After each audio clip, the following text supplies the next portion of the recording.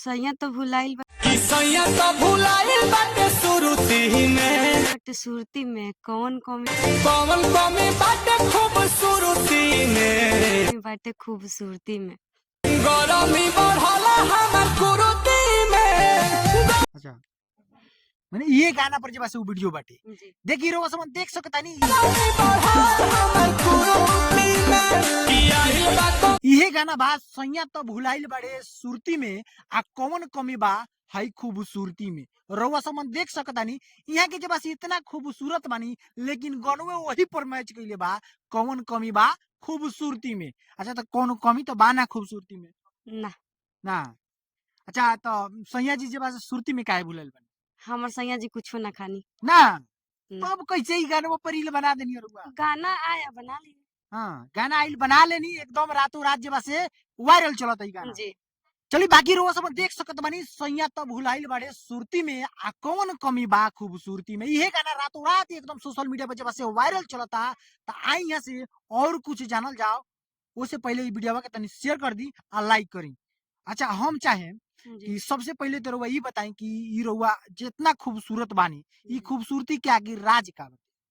कुछ राज नहीं के जैसन भगवान बनैले बानी वैसन बानी। अच्छा भगवान जैसन बनैले बानी वैसन बानी। जी अच्छा रउआ शादीशुदा बानी ना हाँ शादीशुदा बानी। कितना दिन भइल शादी के 2016 में शादी भइल हमर। 2016 में। जी अरे महाराज हमरा तो लगे पिछले साल शादी भय रहे रहुआ।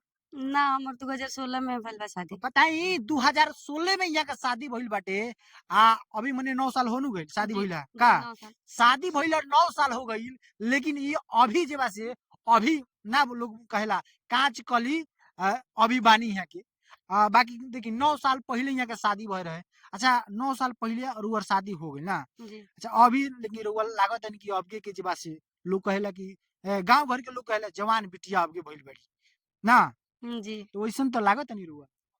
सब केहू ये कहेला लोग जहाँ भी जानी सब लोग कहेला कि हाँ लगभग नहीं करता है कि आपका शादी हुआ है। हाँ। जी अच्छा रउआ जब ऐसे सिंदूर के माध्यम से केहू के पता चलत होई कि शादी हो गइल बाटे ना लेकिन ऐसे मने का कहें दर्शक के ऐसे का कम शादी भइल बा।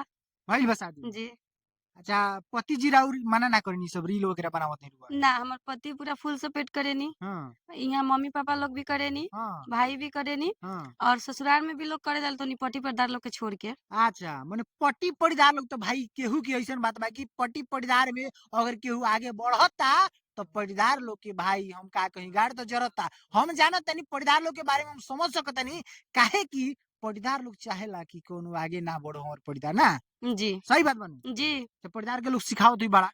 वो बहुत लोग सिखावेला लोग लेकिन हमार मम्मी जी कहे कि जाए तो हम्म, केहू कहता लोग है से हम सुन के निकाल देवे नहीं तू अपन बनावत रह। हाँ। जी अच्छा राउर शादी भइले जब बस कहीं ना कहीं 9 साल हो गए 9 साल में कय गो लइका बालो हमरा 2 गो लड़का बा। 2 गो लइका। जी अरे वाह कितना कितना दिन के। एक 8 साल के बा एक 2 साल के बा। हाँ देखी 9 साल शादी के भइला भइल 8 साल के एगो लइका बाड़े आ एगो 2 साल के ना जी तो बड़ा जल्दी महाराज मने पहिलका जोन बात तो बड़ा जल्दी हो गई काहे कहीं हो कुछ गल तो कहीं। हो गल। अच्छा हो गई तो हो गई तो लेकिन बाद में जोन भइल उ बड़ा लेट से भइल एकदम साफ 6 साल गैप मार देनी। ऐसे बोलल के रहे कि मतलब 5 साल 6 साल बाद हाँ बाबू फिर होयन। हाँ जी देखिए कहीं ना कहीं सही बात बा हम दो हमारे दो आ दू गो यहाँ के जे बात से बा तो अच्छा बात बाटे। अच्छा अभी तक रुआ कितना आदमी के दे दिले बानी इंटरव्यू ऐसे 10 आदमी के करीब में। 10 आदमी के। जी देखी काहे कि राउर वीडियो जे बा से पूरा यूपी बिहार झारखंड में एकदम तहलका मचा के रखले बा सैया तो बुलाइल बड़े सुरती में आ कौन कमी बा खूबसूरती में तो 10 आदमी मने अभी लाइल बटे ना। जी अभी बहुत आदमी के कॉल आवता हाँ लेकिन तबीयत खराब की वजह से हाँ। कहनी अभी नहीं देंगे। अच्छा तबीयत खराब चलता अभी। जी अच्छा रू अभी का करे नी बताई। अभी रील बनावे नहीं कॉमेडी में काम करे नहीं हाँ टीम लोग के साथे हाँ और ओकरे बाद हाउस वाइफ घर पे हाँ। अपन काम धाम घर के। अच्छा जी और और ओकरे ब्यूटी बाद पार्लर भी पार्लर बा? जी हाँ देखी हालांकि यहाँ के ब्यूटी पार्लर बा तबियत नहीं खूबसूरत बानी ना सही बात बका। तो बाटे तो उ सब सामान हमनी के थोड़ी यूज करे नहीं। अच्छा दूसरा के लगा दे ओकर मुंह खराब हो जाओ अपन निमर हो। हैं? और हमनी के काम बाउगे तो हमनी के काम करबे अच्छा करम। काम हुए बटे जी देखिए हालांकि रउआ समन देख सकतानी यहाँ के इतना खूबसूरत बानी तो रउआ समन यहाँ के ब्यूटी पार्लर में आए तो रउआ समन के कितना खूबसूरत बना दे ई रउआ सोच नहीं की सकता। ब्यूटी पार्लर कहाँ बा? पच मंदिर के पास। पच मंदिर के पास। कुछ जी लोकेशन वगैरह तनी दी पड़ी। अभी लोकेशन ना देम, जगह चेंज करे के बा, हाँ जगह चेंज कर देम तो नेक्स्ट इंटरव्यू में जगह बता देम। अच्छा मैंने मोतिहारी जिला पड़ेला नु जी ना। जी देखिए मोतिहारी जिला में जब से यहाँ के ब्यूटी पार्लर बा और उ ब्यूटी पार्लर में जब रउआ जाए नु तो इहो से सुंदर रउआ हो जाए का। जी अच्छा सोशल मीडिया के जमाना बा तो सोशल मीडिया पर रउआ चैनल बाटे उ चैनल के तनी नाम बताई। यूट्यूब बाटे मुस्कान ब्लॉग 45, जी फेसबुक चैनल बाटे मुस्कान सिंह, हम्म। इंस्टाग्राम बा नकुल मुस्कान लाठवर।